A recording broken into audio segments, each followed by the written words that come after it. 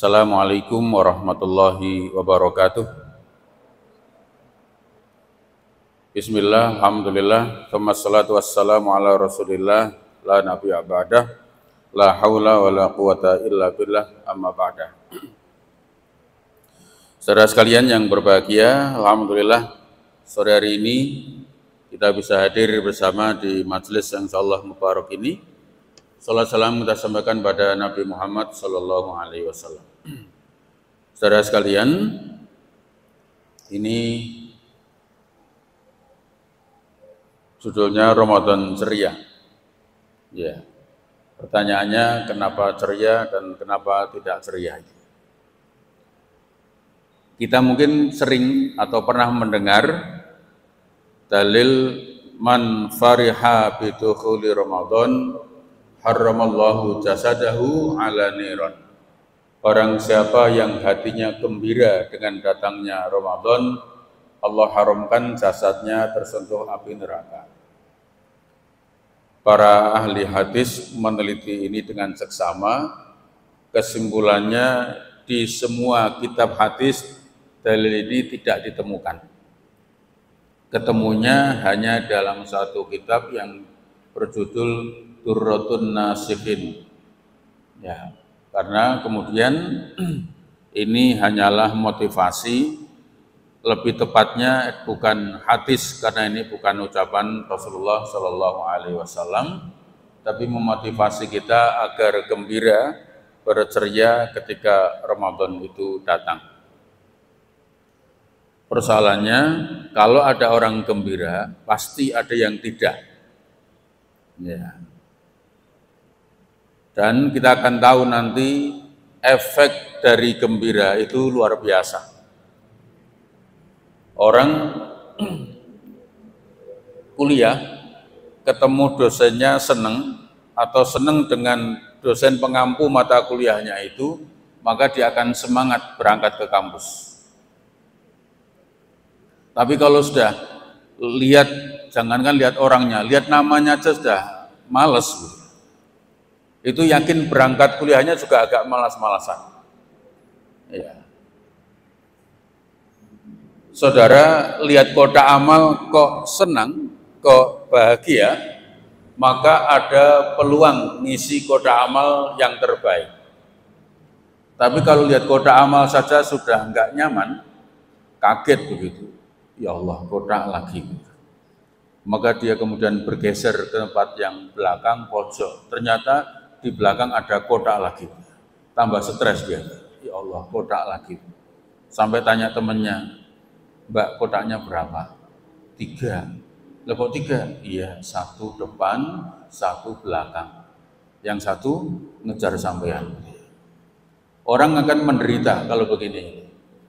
Sama nanti Ramadan datang, itu ada ketika Ramadan masuk begini ini, ya ada yang gembira, ada yang senang, ada yang susah. Ya. Dan kita nggak bisa memaksakan orang untuk gembira. Gembira kok dipaksa, itu nggak mungkin. Ya. Orang disuruh senang. Mohon maaf, jangankan yang abstrak ya, yang konkret saja. Misalnya ada cowok gantengnya luar biasa. Jadi kalau luar biasa itu berarti nggak ganteng. Ya, itu kemudian saudara, meskipun semua orang mengatakan dia ganteng, dia menarik, tapi kalau kita nggak suka mau dipaksa kayak apapun ya nggak bisa. Ya karena perasaan itu nggak bisa dipaksakan. Maka ada orang gembira ya dari dalam, kemudian nggak suka ya dia dari dalam dirinya. Nah, nanti kita akan bahas itu lebih detail, tapi saya ingin masuk dulu kenapa orang menjadi tidak bahagia. Ya. Ramadan datang tidak bahagia, bahkan melihat agama menjadi tidak beragama menjadi tidak bahagia. Itu saya ingin mulai dari sini. Kenapa orang merasa agama itu beban, Ramadan datang itu memberatkan, dan seterusnya? Karena yang pertama, saya urutkan, ini sebetulnya kalau lebih menarik kalau ada tayangannya, tapi mohon maaf karena tidak diperintah oleh panitia untuk menyediakan tayangan. Nah, dan alhamdulillahnya saya juga tidak membawa, sehingga tidak perlu ada yang ditayangkan. Yang pertama, orang tidak paham mengapa orang menjadi tidak bahagia, karena mereka tidak paham. Satu, bahwa ajaran Islam itu baik perintah maupun larangan, saya ulangi, baik perintah maupun larangan, semuanya adalah untuk kebaikan manusia, untuk kepentingan manusia, untuk keselamatan manusia. Ini harus dicatat prinsip dasar yang pertama. Kalau bahasa agama namanya akidah, keyakinan, keimanan, bahwa semua perintah Allah, larangan Allah, semua ajaran Islam, baik yang berupa perintah maupun larangan, itu seluruhnya untuk kebaikan manusia, untuk kepentingan manusia, untuk keselamatan manusia. Karena apa? Karena agama hakikatnya, Islam ini hakikatnya adalah wujud kasih sayang Allah kepada manusia. Maka disebut dengan syariat Islam. Syariah itu artinya jalan, Islam artinya keselamatan. Syariat Islam artinya jalan keselamatan. Berjalan di atas syariat Islam berarti dia on the track, dia berada di atas jalan yang benar, karena kemudian ketika manusia itu tidak melaksanakan ajaran Islam, sesungguhnya dia sedang berjalan bukan di atas relnya yang benar. Biar gampang, mari kita lihat dengan contoh. Allah perintahkan kita sholat. Semua mahasiswa Undip sholat, Allah tidak bertambah kemuliaannya. Tidak ada yang sholat, Allah tidak berkurang sedikit pun kemuliaannya, apalagi hilang. Sama sekali tidak. Iya, sama sekali tidak hilang kemuliaan Allah. Dengan seluruh mahasiswa Undip tidak sholat, tidak rugi. Tapi kalau kemudian kita sholat, kemudian aqimis sholah lidzikri, sholat itu untuk mengingat Allah. Allah menjanjikan ala bidzikrillah tatmainnul qulub, dengan ingat Allah hati menjadi tenang, maka ketenangan batin itu akan menjadi milik dia, milik kita yang menjalankannya. Kita tidak sholat, Allah tidak rugi. Tapi ketika manusia kehilangan sandaran vertikalnya, maka hidupnya tidak nyaman, maka hidupnya tidak tentram, dan ketidaknyamanan itu juga akan menjadi miliknya sendiri. Nggak rugi. Jadi jangan merasa saya hebat ibadah kepada Allah. Allah tidak kita ibadahi, kita tidak sholat, Allah tidak hilang kemuliaannya sama sekali. Semuanya karena kebutuhan kita. Mohon maaf kalau ada yang dari kedokteran, ketika Nabi menyatakan seandainya umat ini tahu tentang kebaikan sholat subuh berjamaah di masjid, maka mereka pasti akan berjalan merangkak menuju masjid. Atau teks lebih lengkapnya, tepatnya begini. Seandainya umat ini tahu tentang hikmahnya subuh berjamaah, mereka pasti akan berangkat meskipun harus merangkak. Teks ini kemudian dikaji oleh orang-orang saudara-saudara kita di Amerika sana. Nanti bisa dibaca laporan Ustadz Samsi Ali, Imam Besar Masjid Washington, juga masjid di New York. Dia memberikan laporan yang sangat indah. Dalil ini diteliti oleh mereka yang bukan muslim. Apa menariknya sholat subuh sehingga nabinya orang Islam sampai berkata seperti itu? Dikaji, diteliti sedemikian rupa dengan ilmu yang mereka miliki. Mereka memiliki akhirnya melakukan penelitian yang kemudian disebut dengan penelitian eksperimen yang melahirkan kesimpulan betapa dahsyatnya pengaruh subuh berjamaah terhadap kondisi fisik dan jiwa seseorang. Akhirnya orang itu banyak berbondong-bondong menyatakan masuk Islam, sholat subuh berjamaah karena tahu hikmah dan manfaatnya yang sangat luar biasa. Sementara kita yang muslim sudah sering mendengar dalil ini tidak tergerak sama sekali. Iya. Sekali bergerak mendengar adzan subuh justru menggerakkan selimut untuk ditarik ke atas lagi. Ya, karena tidak paham saja. Ya, kalau paham akan berbeda. Kita diperintah apa itu? Sedekah. Kita semua sedekah, berzakat, berinfak, tidak menambah kekayaan Allah, tidak ada satupun yang berinfak tidak membuat Allah jadi miskin. Allah tetap maha kaya. Tetapi kalau kita senang sedekah, rizki akan barokah, teman akan bertambah, doa akan melimpah. Tapi kalau kita pelit, bakhil, kemudian tidak mau bersedekah, Allah enggak jadi miskin. Tetapi ketahuilah, tidak ada orang yang suka dengan orang yang pelit. Semua orang suka dengan orang dermawan. Nanti bisa dicek. Orang pelit itu enggak ada yang suka. Suami pelit, istri benci. Mertua pelit, menantu benci. Majikan pelit, anak buah benci.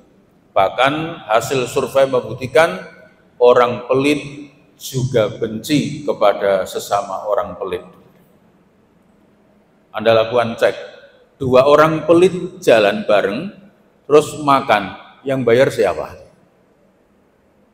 Maka orang pelit pun mendekati orang dermawan. Jadi orang dermawan pun disukai oleh orang pelit sekalipun. Jadi kita sedekah, Tuhan nggak tambah kaya. Kita pelit, Tuhan nggak jadi miskin. Tapi siapa suka yang suka dengan orang pelit? Nggak ada. Cek saja, semuanya nggak ada. Man amila sholihan falinafsihi wa man asa'a fa'alaiha. Orang itu berbuat baik akan kembali kepada dirinya sendiri, dan orang berbuat jahat juga akan kembali kepada dirinya. Jadi jangan mengira kalau kita sedekah terus Tuhan kaya, enggak. Kita pelit, Allah enggak jadi miskin, tapi lagi-lagi semua kembali kepada kita. Iya. Saudara nanti misalnya, maaf, sukses hidupnya, lalu punya driver, punya sopir pribadi, kemudian kita dermawan kepada driver, setiap pergi kita ajak makan, pulang kita kasih tambahan uang jajan. Iya, dia senangnya luar biasa. Nanti nyetiri kita, indahnya luar biasa. Tapi kalau kita pelit, drivernya juga jengkel. Maaf, ngebut kenceng direm dada, kebut direm dada, kenceng direm dada. Itu bosnya bilang, Mas, hati-hati Mas. Drivernya batin, pelit minta selamat. Iya, siapapun nggak suka dengan orang-orang yang pelit. Saudara tinggal di kampung, di perumahan, di mana saja, kok kemudian dermawan, semua orang akan suka. Dan ketika kita tinggal dimanapun, jadi apapun kok pelit, nggak ada yang suka. Ini contoh perintah, semua untuk kebaikan manusia, untuk kepentingan manusia, untuk keselamatan manusia. Larangan sama. Tuhan melarang kita minum minuman keras. Mahasiswa Undip mabuk semua, Allah nggak rugi. Yakin, tidak ada kerugian bagi Allah, mereka mabuk semua. Tapi kalau kemudian taat, menghindari minuman keras, kemudian kita sehat, akal sehat, badan sehat, kembalinya juga menjadi milik kita. Bukan untuk Allah. Nggak percaya, coba saja, silakan mabuk. Nanti berangkat ke kampus. Yakin kacau semuanya. Yang rugi manusia, bukan Allah Subhanahu wa Ta'ala. Allah melarang perzinaan. Semua zina Allah tidak rugi. Tapi kalau perzinaan merajalela, muncul penyakit yang susah obatnya, seperti yang diingatkan oleh Nabi 14 abad yang lalu, maka kerugian akan menimpa manusia. Mohon maaf, gara-gara kemudian perzinaan merajalela, seorang suami pulang membawa penyakit. Akhirnya ditularkan kepada istrinya yang baik-baik. Istrinya solehah, baik, tapi ketika dia membiarkan suaminya berzina di luar, membawa penyakit, dibawa pulang, ditularkan kepada istrinya yang baik-baik.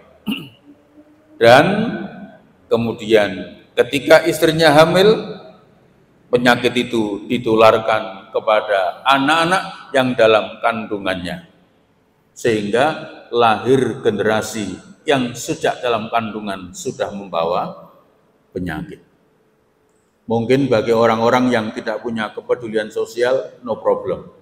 Tapi bagi orang-orang kayak saya nggak bisa. Ini menjadi pikiran serius. Ketika perzinaan merajalela, lahir masalah sosial seperti ini, mungkin bagi orang-orang yang nggak peduli, nggak urusan, cuek saja. Tapi kalau saudara perhatikan, anak-anak yang lahir dengan kondisi membawa penyakit itu, kemudian mereka mengalami kesulitan dalam kehidupan sosial, ketika mau sekolah, susahnya luar biasa. Mau didaftarkan di TKX, gurunya tahu, kepala sekolahnya tahu kalau anak ini sudah membawa penyakit sejak dalam kandungan. Orang ketakutan, gurunya ketakutan. Karena khawatir menularkan kepada, meskipun sesungguhnya teori penularan ini sudah dijelaskan berkali-kali, tapi kan tidak semua orang bisa menerima. Gurunya angkat tangan, pindah ke sekolah B. Di sekolah B, gurunya paham, tidak apa-apa, insya Allah aman. Tapi maaf, orang tua dari murid-murid lainnya mempersoalkan. Bahkan ekstrim, maaf Bu Guru, kalau anak ini diterima di sekolah ini, kami orang tua murid sepakat akan menarik anak-anak kami dari sekolah ini. Gara-gara perzinaan. Iya, melahirkan problem sosial yang luar biasa. Apa terus, iya kami sempat mikir, apa perlu ya bikin sekolah khusus dengan untuk anak-anak yang dengan penyakit ini. Nanti semakin rumit, mau ditempatkan di wilayah mana. Kalau bangun di gedung sini, warga sekitar menolak. Mosok murid isinya semua penyakitan semua. Rumit itu, gara-gara perzinaan merajalela. Yang rugi manusia, bukan Allah Subhanahu wa Ta'ala. Termasuk nanti kita semua tarweh, witir, maaf, tidak menambah kehebatan apapun bagi Allah. Kita nggak ada yang tarweh, tidak ada yang nggak witir, semuanya di warmindu, Allah juga nggak rugi. Iya, Tidak ada kerugian bagi Allah Subhanahu wa taala. Tapi kalau kemudian kita mau tarawih, kemudian mau belajar dan seterusnya, termasuk ngaji kayak begini ini, menuntut ilmu kayak begini, semua belajar, pinter yang menjadi milik kita, kita nggak mau belajar, kita bodoh, yang rugi juga diri kita. Jadi kalau Allah perintahkan kita, thalabul ilmi fardhatun ala kulli muslim, setiap muslim itu wajib menuntut ilmu, kita melaksanakan perintah ini, hasilnya untuk kita. Kita tidak memenuhi perintah ini, rugi, ya juga menjadi milik kita. Iya, makanya nanti orang itu ketika kuliah, Mas, semangat kuliah Mas, iya, karena semua nanti hasilnya untuk saya. Begitu. Sergap ikut pengajian Mas, iya, karena nanti kebaikannya juga akan kembali kepada saya, bukan untuk orang lain. Iya. Jadi kalau kemudian kita paham agama, karena mengikuti perintah Allah belajar, kembalinya kepada kita. Kita nggak paham, yang rugi juga diri kita. Contoh, belajar agama dengan baik, bahwa puasa itu dimulai dari subuh sampai maghrib, bukan dari jadwal yang ditulis imsak sampai maghrib, karena imsak itu secara bahasa problem. Yang kedua, kemudian dia bukan batas mulai puasa, karena puasa itu mulainya subuh. Orang yang ngaji, paham, lagi sahur, tiba-tiba radio bunyi, al-imsak, dia tenang, tetap sahurnya dilanjutkan, masih nambah, karena paham. Kalau tidak paham, al-imsak, waduh, baru minum sudah sahur, ya sudah berhenti, ya Allah, mudah-mudahan kuat ya Allah. Rugi, padahal masih ada 10 menit, masih bisa nambah 2 piring. Kalau paham, kan begitu.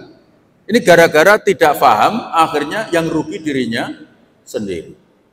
Ini sekedar contoh.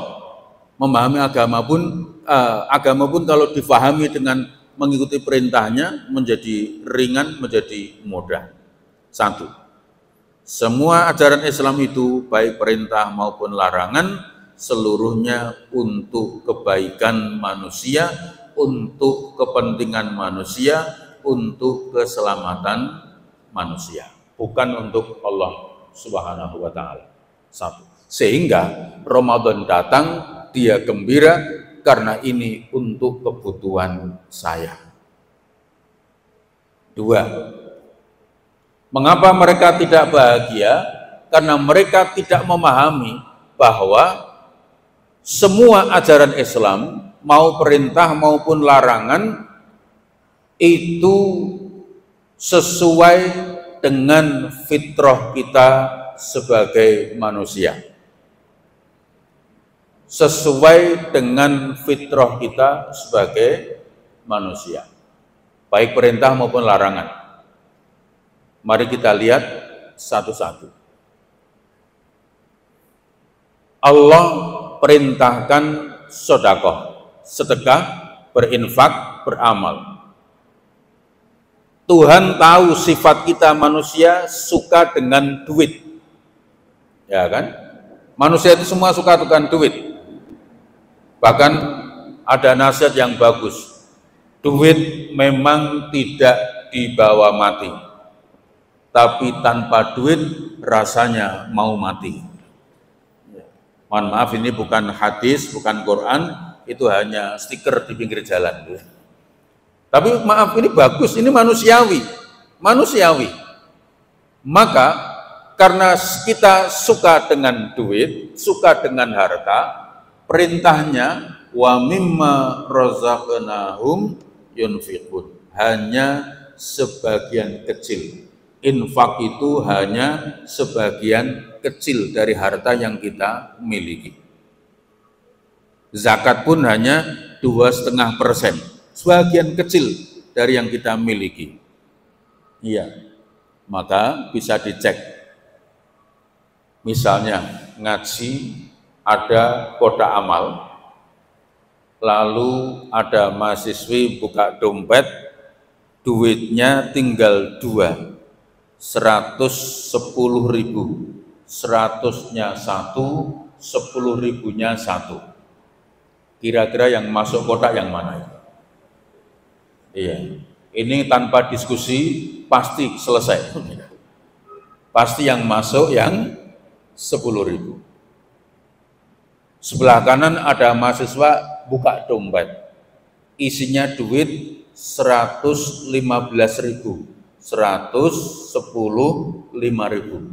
Kira-kira yang masuk yang 5.000. Ya kan? Yang pojok ikut buka dompet, isinya uangnya 117.000. 110, 5.000, 2.000.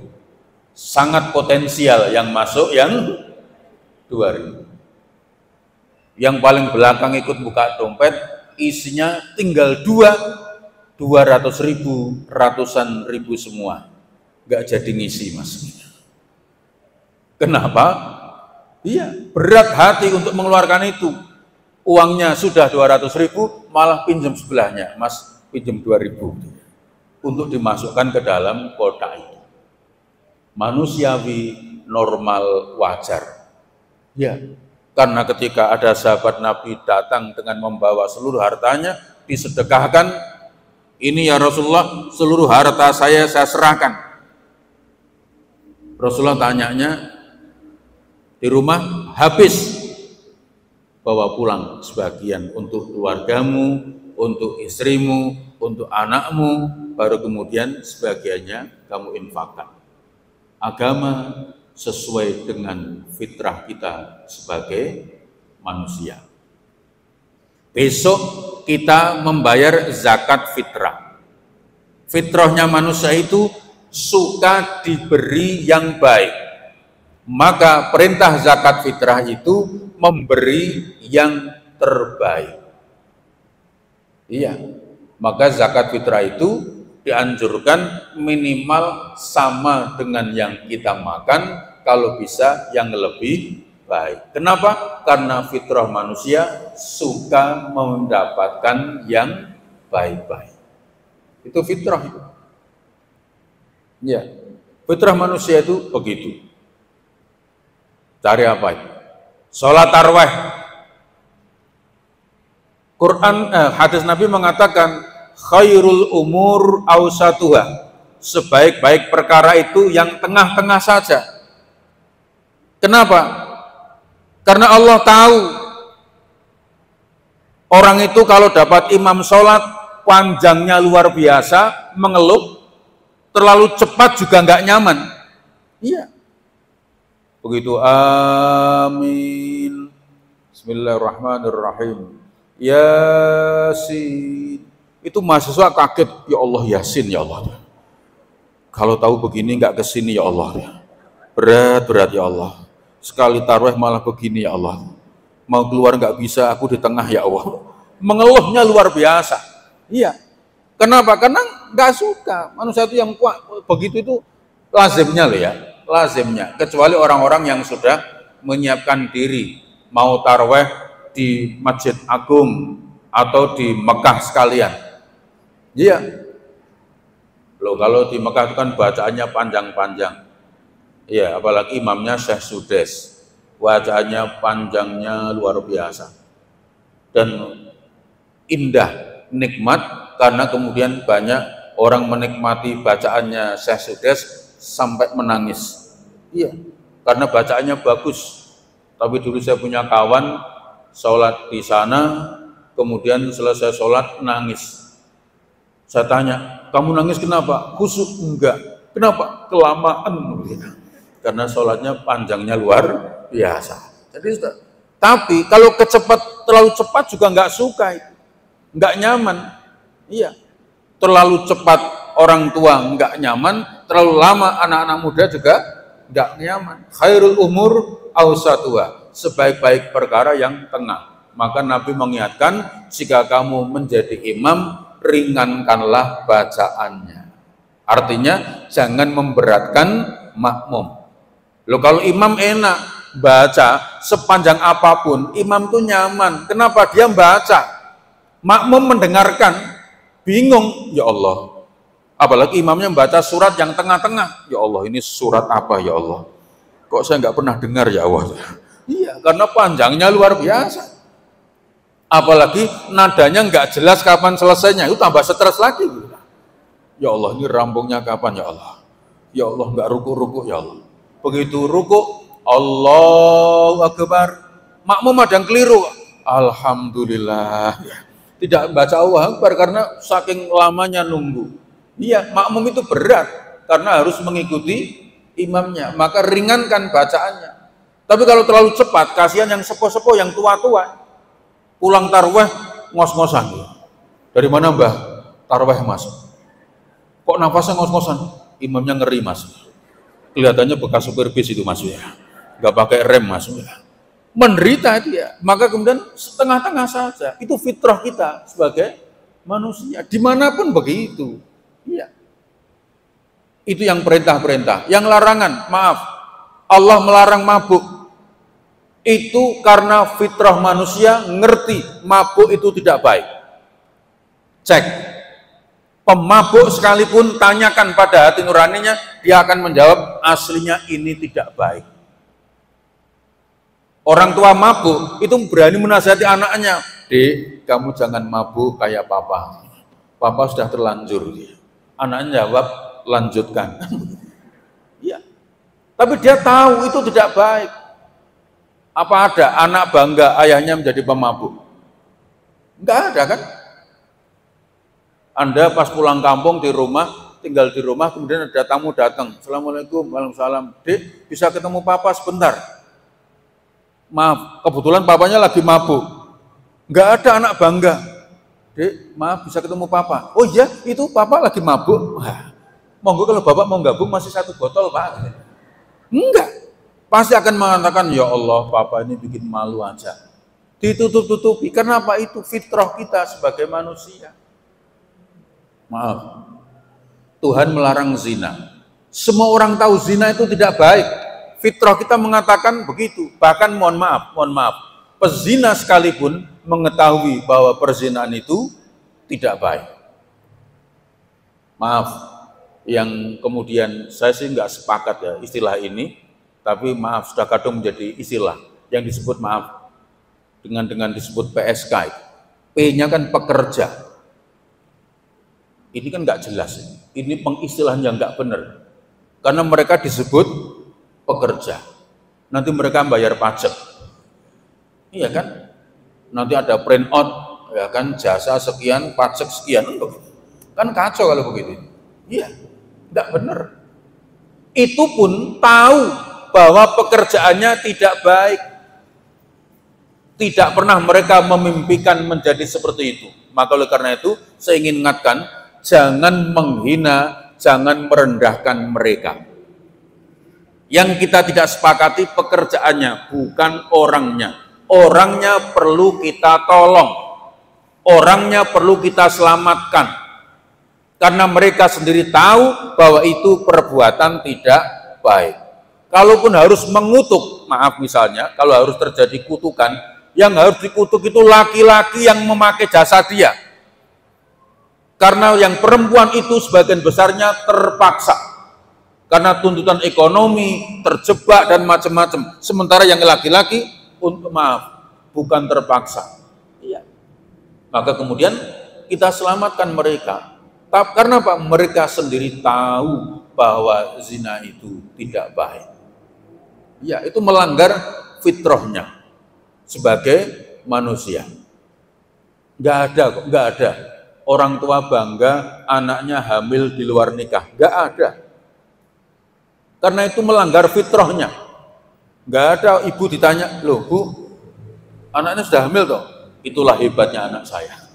Belum saya nikahkan sudah hamil, kan top. Nggak ada orang tua berkata begitu. Dia pasti akan berkata, sudahlah Bu, nggak usah dibicarakan. Gimana saya juga sudah berusaha, tapi itu yang akan terucap oleh orang tua. Kenapa? Itu melanggar fitrah sebagai manusia.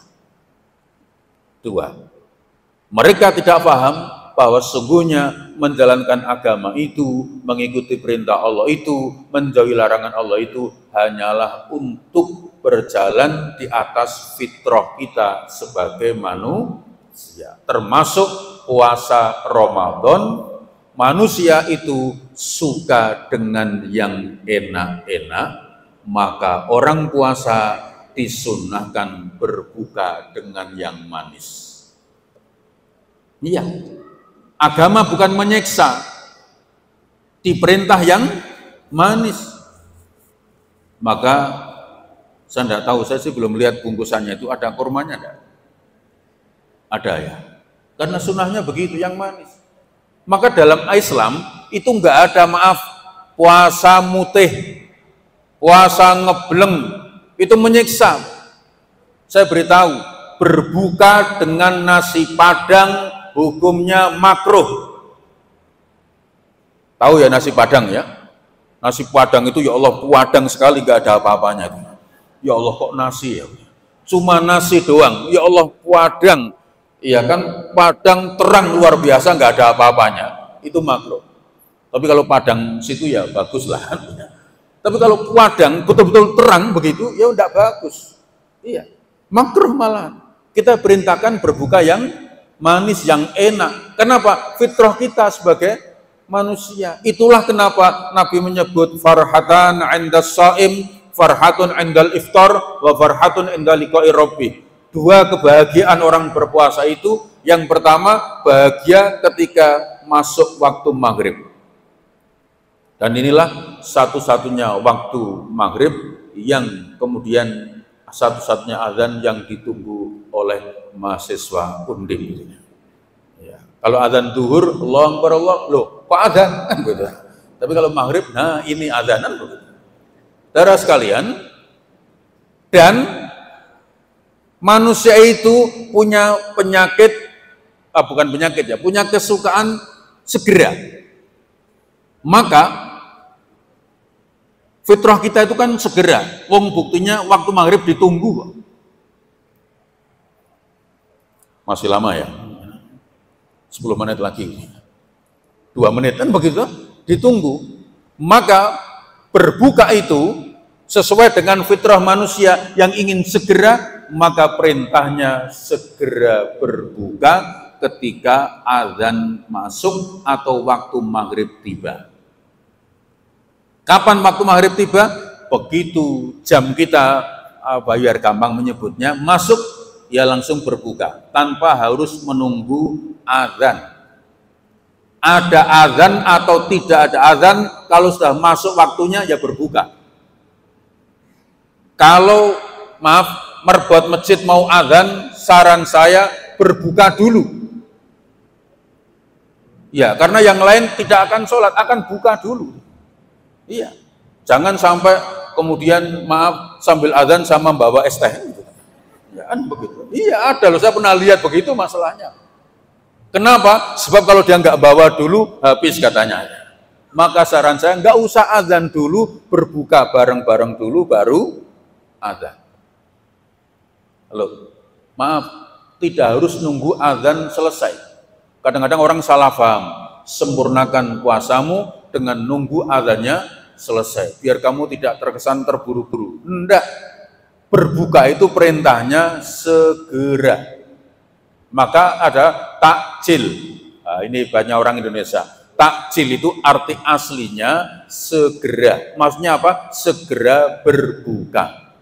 Tapi sampai di Tembalang, takjil itu artinya snack. Nah, luar biasa kan? Takjilnya mana? Loh itu ternyata yang dicari snack.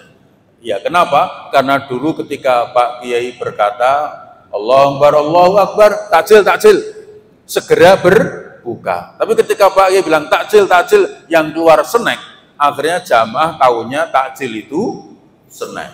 Ya, maka di hotel ada tulisan takjil gratis, bawahnya cola. Ya begitulah. Oh, itu bahasa kita itu luar biasa. Sama dengan kata tarweh. Tarawih itu arti aslinya kan istirahat santai. Tapi di Indonesia kan tarweh artinya cepat. Kalau nggak cepat namanya bukan tarweh malah. Ya, itu harus kemudian kita pahami, hanya intermezzo. Oke, segera. Tidak harus nunggu azan selesai. Sebab kalau alasannya biar sempurna, azannya selesai dulu agar puasanya sempurna, maaf, malah kita nggak punya standar. Iya, karena kalau nunggu azan selesai itu nggak jelas. Allahu Akbar, Allahu Akbar. Dia berhenti kok. Mas, cepet mas, nunggu ya. Kan semakin nggak jelas itu. Dia sengaja jaraknya dibikin lama karena orang nunggu selesai azan, kan kacau. Dulu ada kisah, ada santri, anekdot betapa kita itu harus fokus kepada Allah. Ada santri azan dalam rangka dia memamerkan bagusnya suara kepada Ning. Ning itu julukan putrinya Pak Yai. Kalau putra kan namanya Gus, kalau perempuan panggilnya Ning. Ningnya itu pas pulang dari pondoknya, pulang ke rumah orang tuanya yang ada punya pondok, santri ini pamer suara. Pas azan maghrib, waktunya buka, dia azan. Azannya saking panjangnya, karena nggak fokus kepada azan, tapi fokus pada putrinya Pak Kiai, malah dia lupa azannya sampai mana. Nah kalau sampai begini kan kita nggak bisa berbuka itu. Asyhadu an la ilaha illallah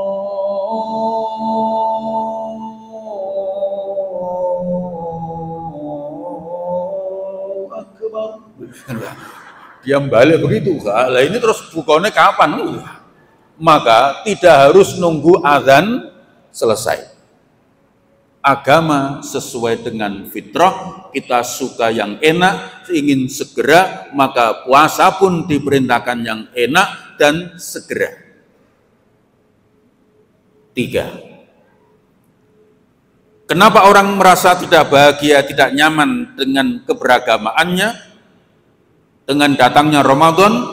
Karena mereka tidak tahu bahwa sesungguhnya agama itu dalam batas kemampuan manusia menjalaninya.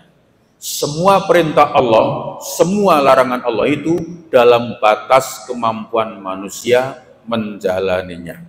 Tidak ada yang di luar batas kemampuan manusia, termasuk Ramadan. Saya sebetulnya pengen puasa Pak. Lah terus kok nggak puasa? Saya nggak kuat rokoknya Pak. Saya nggak kuat menahan rokoknya sama minumnya Pak, terutama makannya Pak. Nggak kuat semua, mustahil. Teman-teman yang suka nonton sepak bola, Yaya Toure, Kolo Toure, Dembamba, Mesut Ozil, Muhammad Salah, semua pemain-pemain top kelas dunia yang bermain di Liga Eropa semuanya puasa. 90 menit di lapangan lari tetap puasa dan kuat.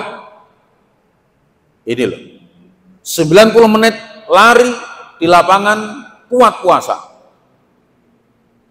Dan semua kemarin mencoba itu, saya sengaja hari pertama Ramadan, saya jalan kaki naik ke Raden dengan tanjakan yang begitu, dan ternyata kuat.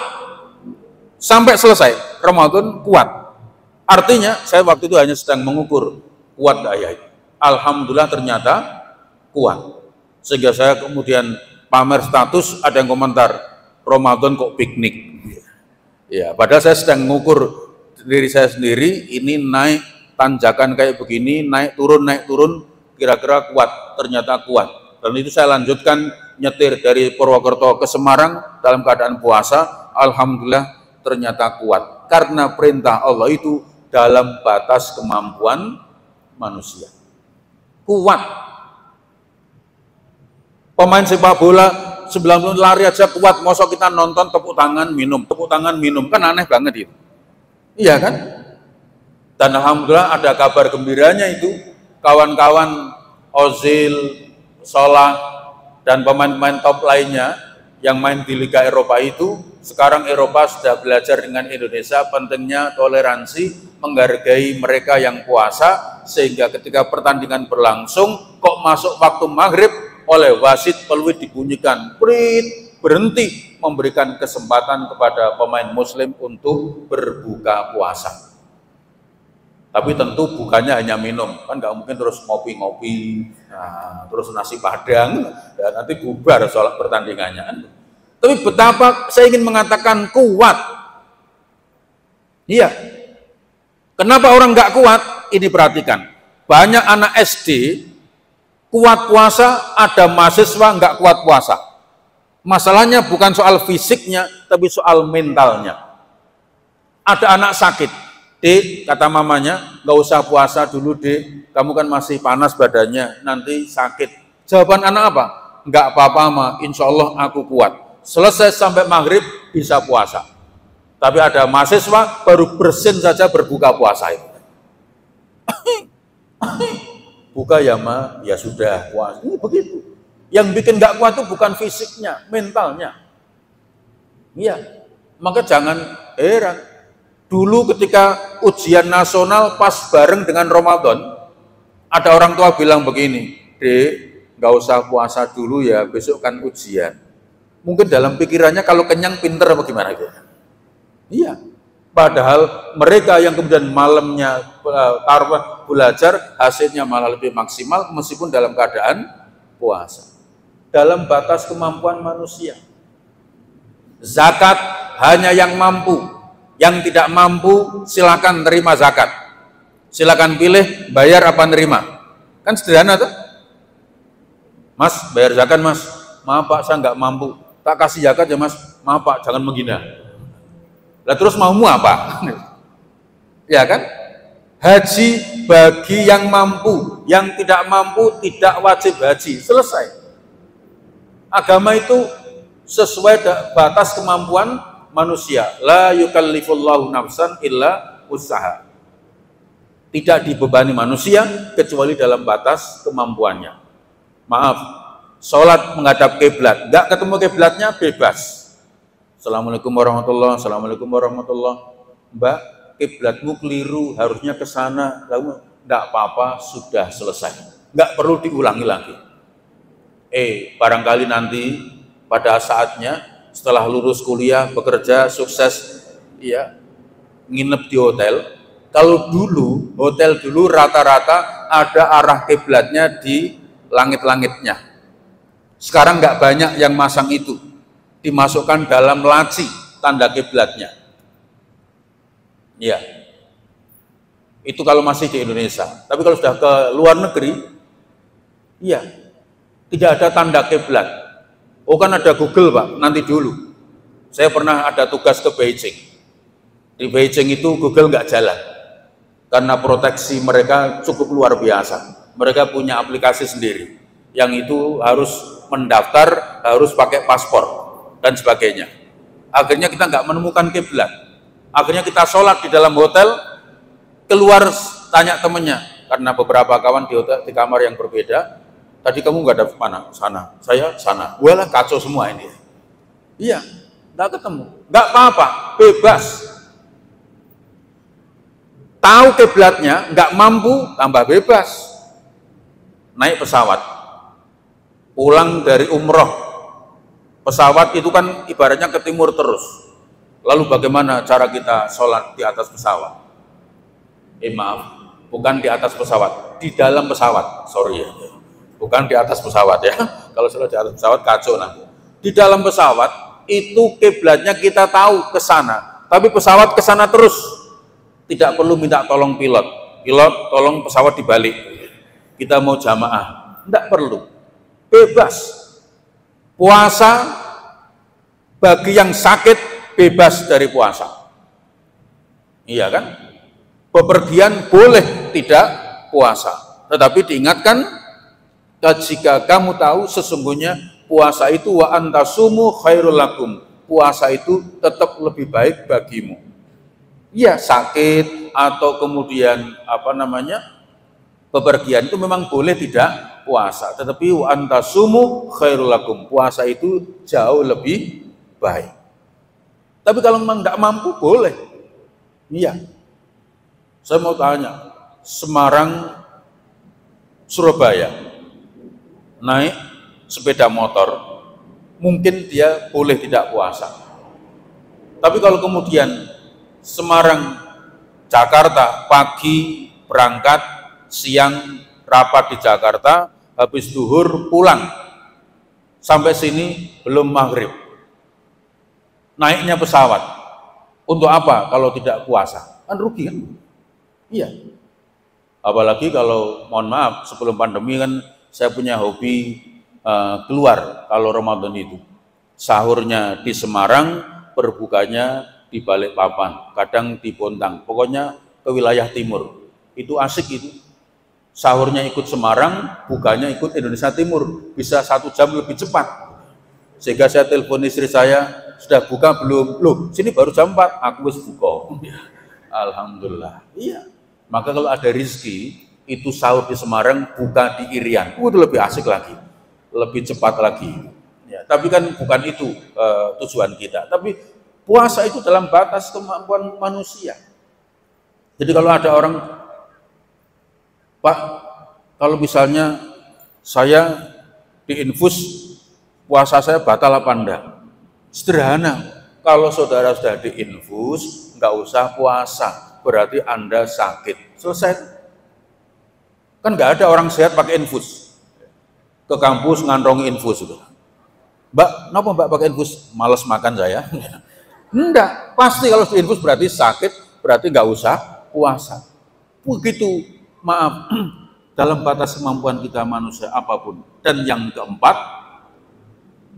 mengapa orang kemudian tidak bahagia dengan ajaran agama, tidak merasa berat menjalankannya, karena ada yang keempat, dia tidak tahu bahwa agama itu gampang dijalankan. Tidak ada yang rumit menjalankan Islam. Iya, barangkali maaf ada yang teman kedokteran, buka aurat itu kan tidak boleh, ya kan? Tapi kalau terpaksa menjadi boleh. Maaf, barangkali maaf, yang S1-nya kedokteran besok mau mengambil spesialis kandungan atau kebidanan, hukum asalnya membuka aurat perempuan kan tidak boleh. Tapi kalau karena dia dokter kandungan, mau tidak mau harus buka, boleh. Kan tidak bisa berkata, maaf Bu, saya dokter muslim, jenengan muslimah, saya periksa kepala aja ya. Tidak mungkin begitu. Jadi agama itu gampang. Jangan mengatakan, saya itu bingung Ustaz, kenapa saya sejak belajar Islam kok semakin sulit agama, berarti sampean salah memahami agama. Agama itu mudah. Iya. Prinsipnya yasiru wala tu'asiru, permudah jangan persulit. Al-masyaqqah tajlibut taisir. Agama itu kalau mau dijalankan kok melahirkan kesulitan, justru melahirkan kemudahan. Mau berwudu nggak ada air, boleh diganti dengan tayamum. Kalau kena air malah menggigil, kemudian malah pingsan, mati misalnya, tayamum saja. Loh, dulu kan ada sahabat Nabi, kepalanya terluka. Lalu kemudian, dia itu pas tidur, itu namanya delalah kalau bahasa Jawanya.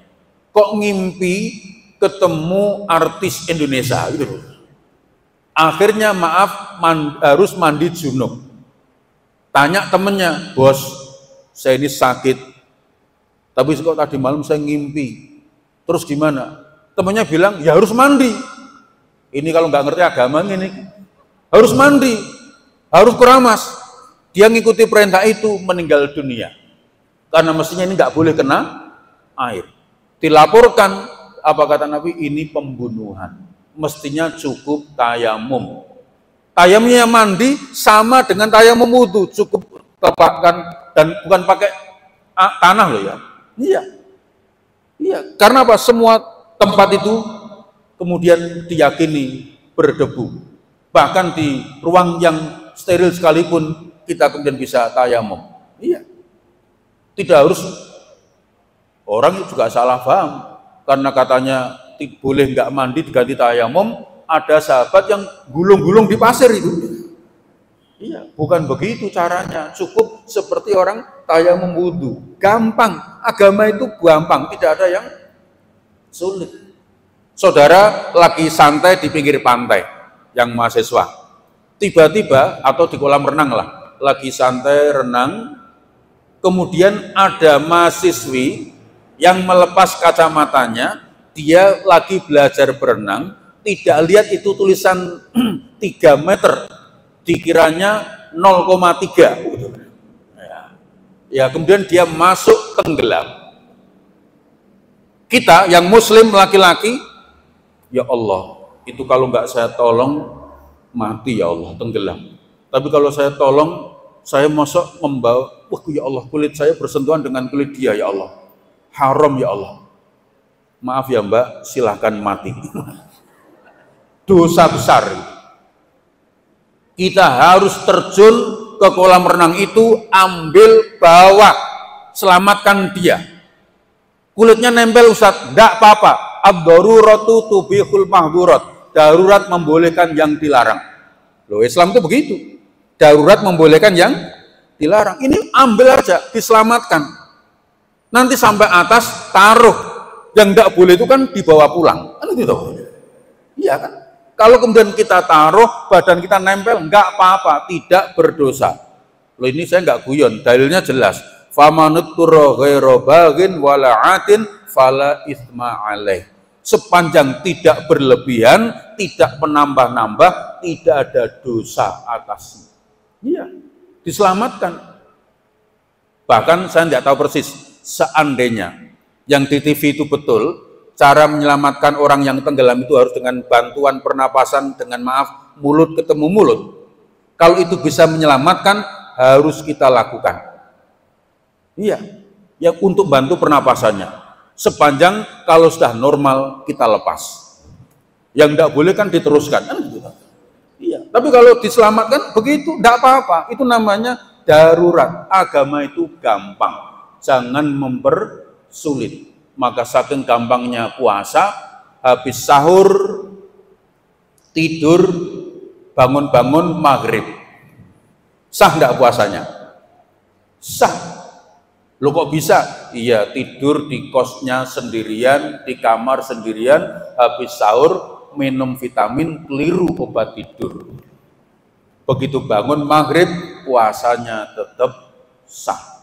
Gampang. Lah terus sholatnya, ya begitu berbuka, langsung sholat duhur, asar, maghrib.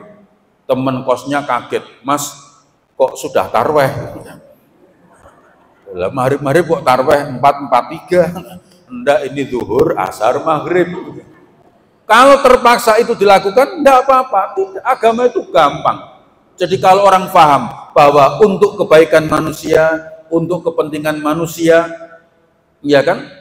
Kemudian sesuai dengan fitrah kita manusia, dalam batas kemampuan kita menjalani, dan gampang agama itu dilakukan, maka agama bukan lagi daftar perintah dan larangan, tapi adalah daftar kebutuhan kita.